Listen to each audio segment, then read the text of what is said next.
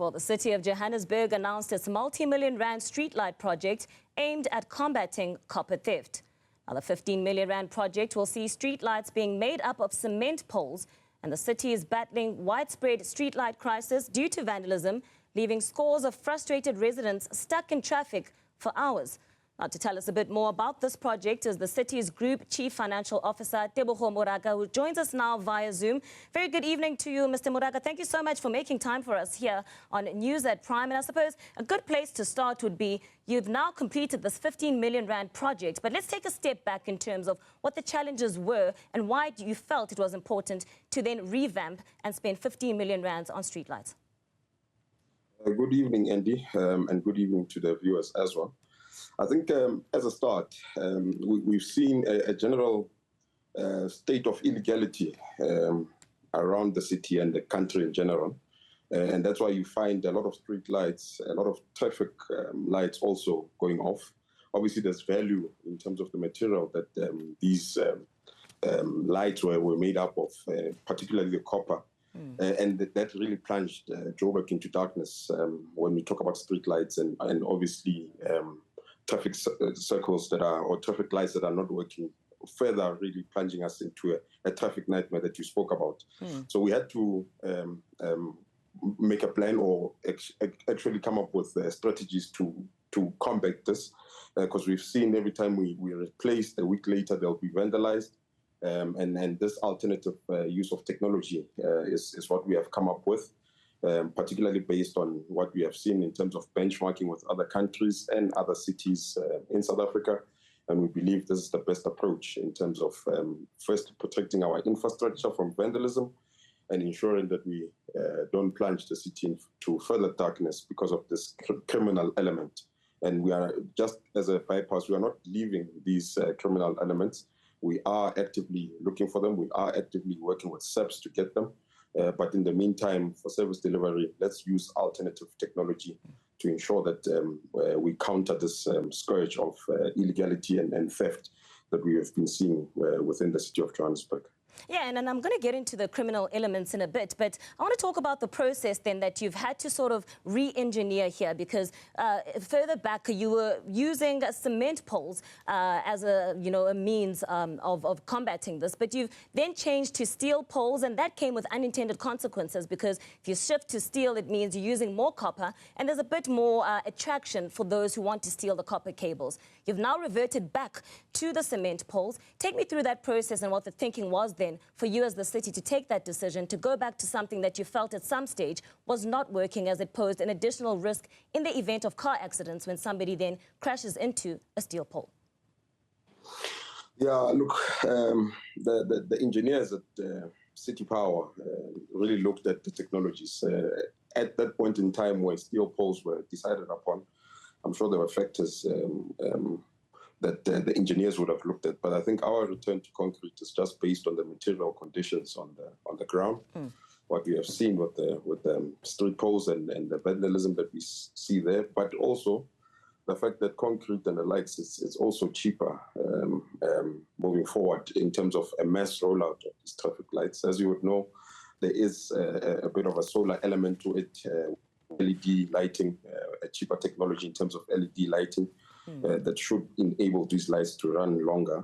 So it's not just a move from steel to concrete. It's also a move in terms of technology, in terms of maximizing, obviously, green energy, number one, but also using the technology that's available in terms of LED, which again is one of those that will already detect theft, because the materials is made up of doesn't have too much of a value in terms of resale value into the market. And that's what we are combating in the main. Again, similar to the traffic lights. So we do have a problem, I would say, in Joburg and the country in general. But instead of just sitting back, I think let's use the technology that's out there, because there are other countries who have similar challenges. And that's where we've benchmarked with our engineers. And that's why in the main, we've went back. So it's not just reverting back to concrete, but it's also looking at alternative technologies that can help us light up Joburg. Yeah, let's talk about then addressing the underlying issue, because one would feel then that you're addressing the symptom here, but not the underlying issue, which is the vandalism and the theft of copper cables. What investment have you made in that regard in terms of perhaps beefing up security or having more stringent measures or rather consequences for those who then continue to steal copper cables? Because then you'll be back at this point, several years down the line, spending more millions to then create the problem where you haven't really addressed what the issue is, which is the theft and the vandalism. Yeah, theft, vandalism and criminality, and I think it's a threat in the city and, like I said, in the country in general, and we need to address that. So, in terms of what Joburg has done, as you would see, you've seen with our MMC of public safety, we've launched various specialized units, your tactical units, your bylaw units. Well, strengthened the bylaw units, it was already there, and also strengthened the theft and vandalism unit that will work with our entities, in particular City Power and Joburg Water in the main. So we've strengthened those units. Number two, again, another announcement that was made, I think last year, our partnership with Vomakam, because we must acknowledge that we can't be at every single street pole, we can't be at every single traffic light, so we need to use technology, proactive technology. So we're engaging. Well, we've got a partnership with Vomakam, but another engagement that we're starting is with CSIR, because there are various proactive technologies that they have piloted on their side, and we want to see how they can be merged within our camera network. We are strengthening our IIOC, which is the integrated operating center that we have, that will have JMPD, City Power, Pick It Up, and Joburg Water, just to monitor Johannesburg as a whole. I mean, the concept of IIOC is really used in big cities across the world.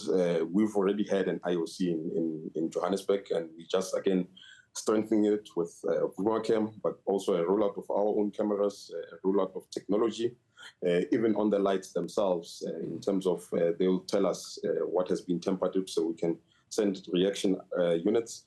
We are partnering with the private sector as well, especially private security, because they also obviously have an interest in ensuring that these lights are working. It makes their job easier. It makes the insurance jobs easier. So we are partnering with the private sector, because you're right.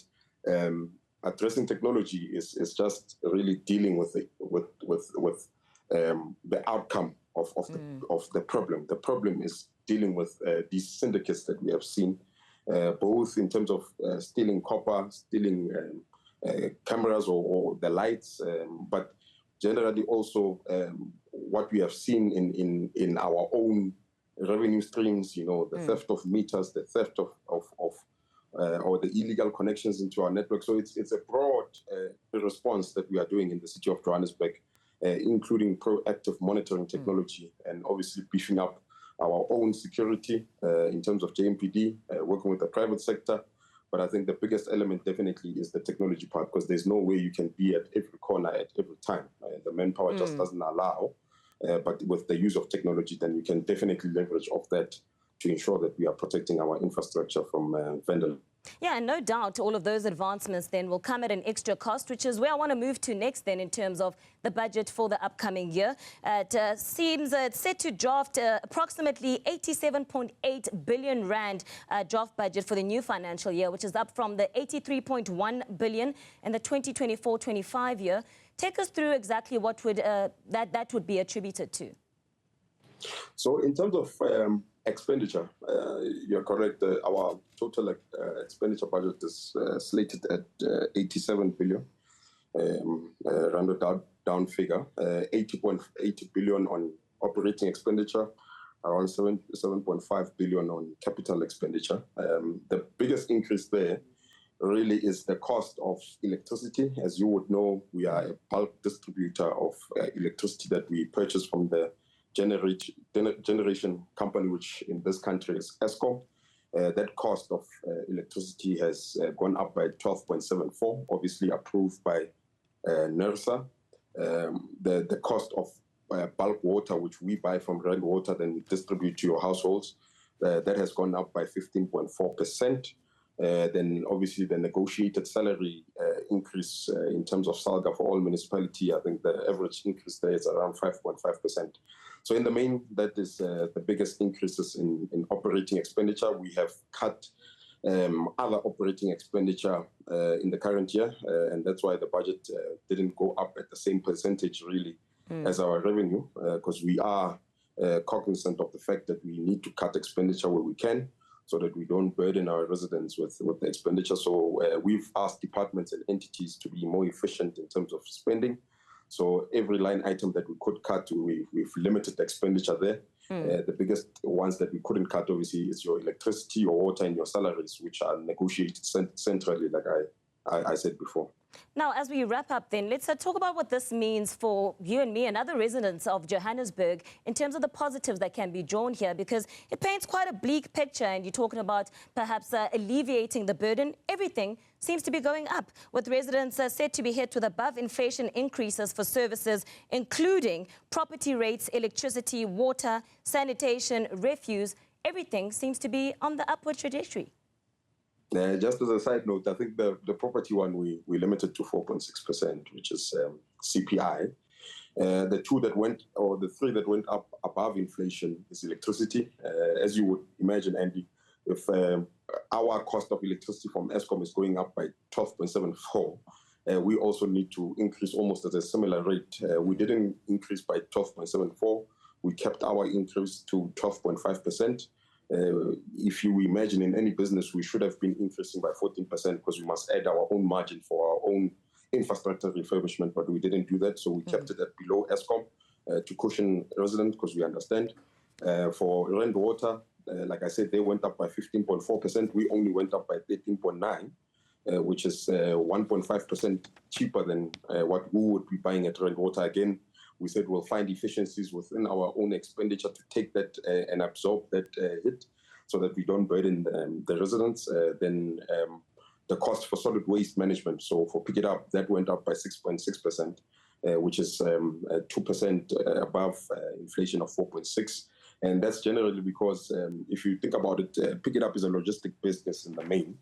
And if obviously the cost of diesel goes up, we need to then ensure that we are also increasing our prices, but also the cost of supply study to ensure that we are delivering a quality service for Pick It Up is what then really increased the expenditure in terms of, or the cost of the rate that we charge to residents. That's how we got to 6.6. But we try to keep it to what we can, Andy. For those that we could have, we did absorb, and that's how we are trying to help residents, because we understand that with the increasing in the cost of living, we need to respond as government to ensure that we cushion our residents as well.